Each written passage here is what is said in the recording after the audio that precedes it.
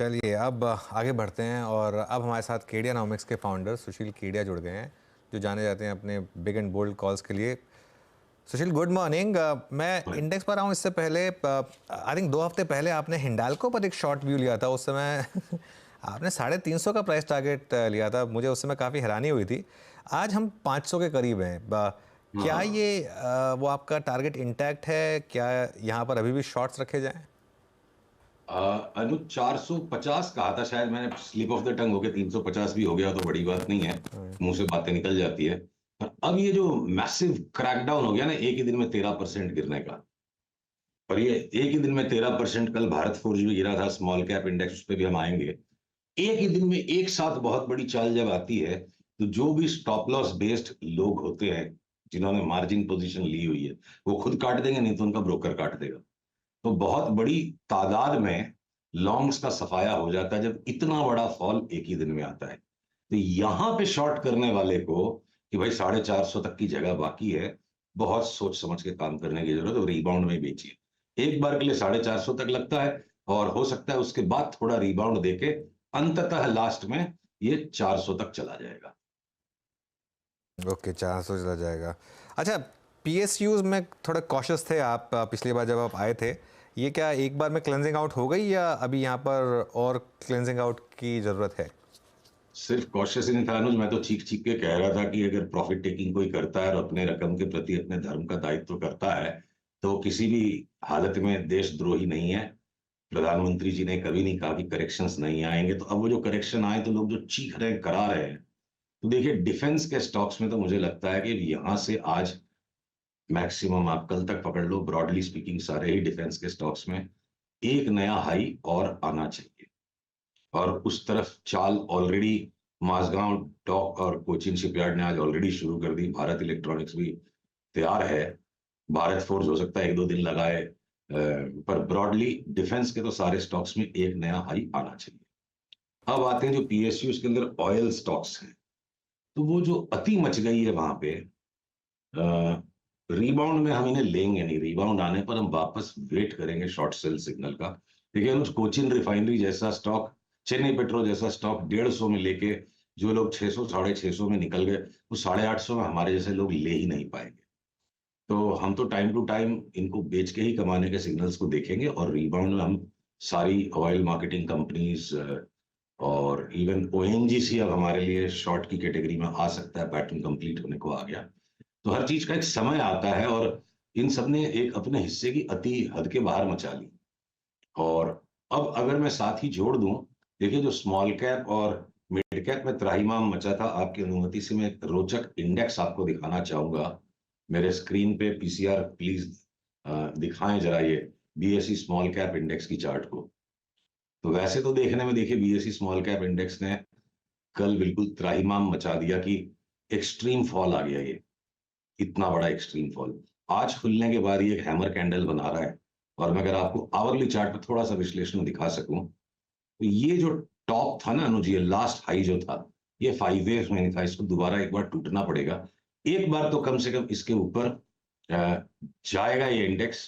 और जैसे ये, अगर आप मेरे निफ्टी कॉल को देखो कि अब हम निफ्टी पे ऑलरेडी इंट्राडे में आज वो ट्रिगर सिग्नल आ गया आपसे बात करने के 5-10 मिनट पहले। अब अगला पड़ाव निफ्टी पे अगर 22,450 का लगता है, तो ये स्मॉल कैप इंडेक्स को भी 43,000 से वापस आना है। और एक नया high small cap mid cap index में, निफ्टी में और डिफेंस स्टॉक्स में सभी में आता लगता है। पर वो अगले हाई पे फंसने बहुत जोर से पूरी ताकत से बाहर निकल जाना चाहिए। उस हाई के बाद सब्सटेंशियल करेक्शन वापस आना चाहिए। सॉरी, तो फिर निफ्टी और बैंक निफ्टी में अभी के लिए लॉन्ग रहे, मतलब आपके हिसाब से? देखिए, बैंक निफ्टी निफ्टी से पहले आज इंट्राडे में चल रहा है। पर अगर मैं आपको थोड़ी सी चार्ट का विश्लेषण दिखा पाऊं, कि बैंक निफ्टी मुझे नहीं लगता है कि अपने प्रीवियस हाई को क्रॉस कर पाएगा। ये देखिए, हमारा प्रोजेक्शन है कि ज्यादा से ज्यादा हम एक बार के लिए, फिलहाल के लिए प्रोजेक्शन है कि 48,000 भी नहीं जा पाएंगे। और निफ्टी की चार्ट पे अगर आप देखो, तो प्रोजेक्शन स्पष्ट है। निफ्टी ने निफ्टी ने ये बी वेव का ट्रायंगल बनाया है यहाँ पे। आप ये देखिए, ये बी वेव ट्रायंगुलर पैटर्न है। और ये मेरी एनालिसिस प्री मार्क्ड है, वो आ गई। तो 23,500 बहुत बाद की बात है। अभी तो हम एक बार 22,300 से लेके 22,400 के बीच का पॉइंट देख रहे हैं, उसके बाद फिर करेक्शन है। तो मुझे लगता है इलेक्शन तक घूम फिर के इंडाइसेस तेजी में रहेंगी और 23,500 तक की जगह इलेक्शन के परिणाम आने तक मैं लेके चलता हूं। अगला पड़ाव 22,400। ओके, तो सुशील अब एक स्टॉक स्पेसिफिक कुछ इंटरेस्टिंग ट्रेडिंग आइडियाज यहाँ से, कोई ठीक है। Next rocket calls? देखिए, बंधन बैंक एक रॉकेट हो सकता था, पर कल जिस तरह से उसको कूट पीट दिया गया है, तो हम इंतजार करेंगे।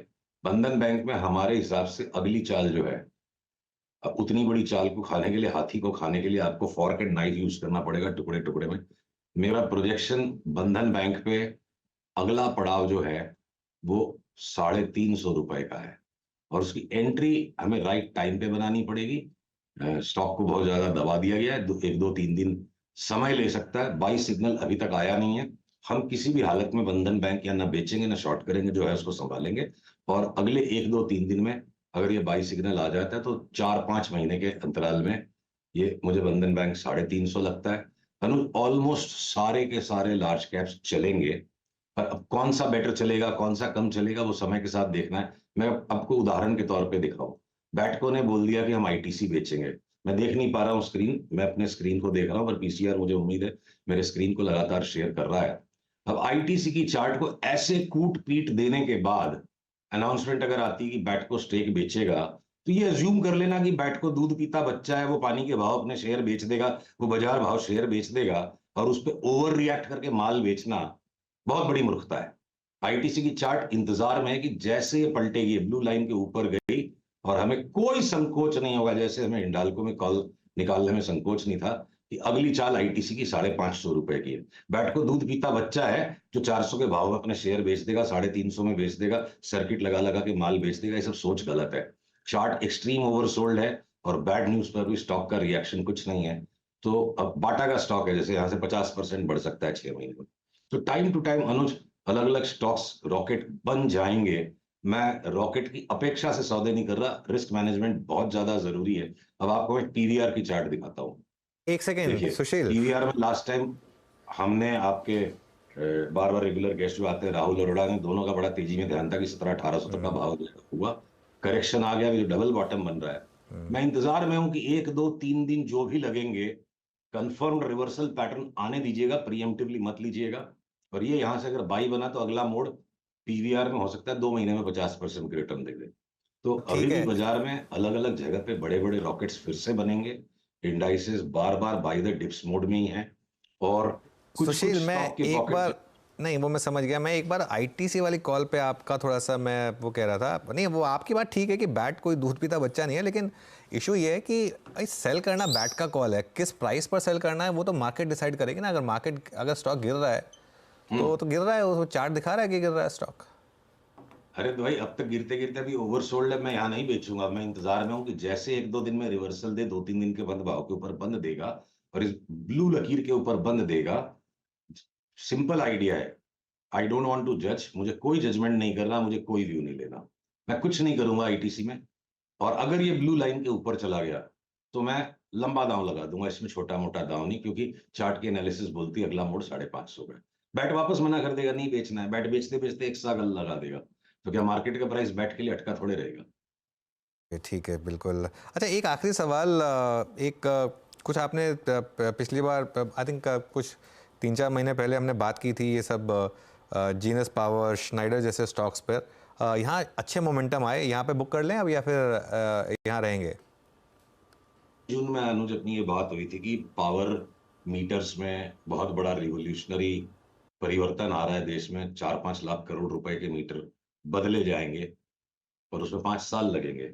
और ये सारे stocks, Snyder, HBL power, HPL limited, HBL और एचपीएल दो अलग अलग कंपनियां, एचपीएल और आपके जीनस, ये सारे स्टॉक्स 4 to 5 बैगर्स हो गए इन 6 महीने में। और इनकी सबकी चार्ट्स बिल्कुल कराह रही है, चीख रही है, बड़ा करेक्शन इनमें अब आएगा। तो हमने अपने सारे क्लाइंट्स को उनमें से सेल एंड गेट आउट का कॉल ऑलरेडी 2 दिन पहले दे दिया है। आपके निवेशक अपना खुद रिसर्च करके अपना फैसला ले सकते हैं। ओके, चलिए बहुत बहुत शुक्रिया आज हमारे साथ जुड़ने के लिए सुशील जी, और हमसे बात करने के लिए आज। Have a good day. चलिए बता दें कि मनी कंट्रोल पर दिए गए विचार एक्सपर्ट्स के अपने निजी विचार होते हैं। वेबसाइट या मैनेजमेंट इसके लिए उत्तरदायी नहीं है। यूजर्स को मनी कंट्रोल की सलाह है कि कोई भी निवेश निर्णय लेने से पहले सर्टिफाइड एक्सपर्ट की सलाह लें।